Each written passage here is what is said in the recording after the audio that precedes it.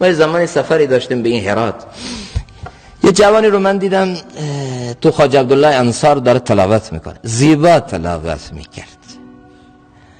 من از دور داشتم نگاهش میکردم، با یه لطف تلاوت میکرد.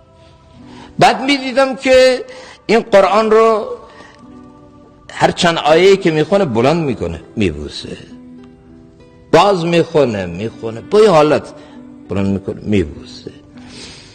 من چند لحظه نگاه کردم، خیلی لذت بردم. یا الله چقدر زیبا میخونه این. مزاحمش نشدم تا تلاوتش تمام شد. رفتم پیشش، گفتم از کجایی برادر؟ از افغانستان؟ گفت نه من از ترکمنستانم. گفتم اینجا چیکار میکنی؟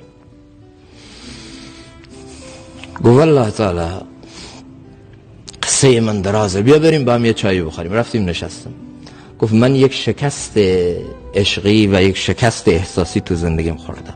نامه قصهش مفصل بود، ما دانشجو بودیم، چنین شد چنان شد، نامه هایی از یک محبوب من میرسید، هر جا اسمش بود بوسه میزدم، چنین چنان نامه هاشو که میخوندم حسی حالی داشتم، تا ای که او مرد و با مردن او الله من رو با خودش آشنا کرد و من فهمیدم عشقی کسبه رنگی بود، عشقی نبود عاقبت ننگی بود.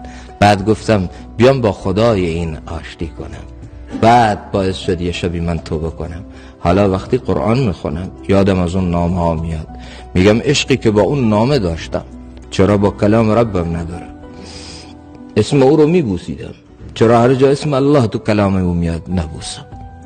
حالا برای من همه دنیا شده همین کلام الله.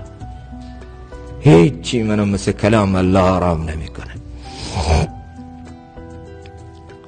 لذت بردم. یک ساعتی بود. روز بعد رفتیم اونو ببینیم، ندیدیم.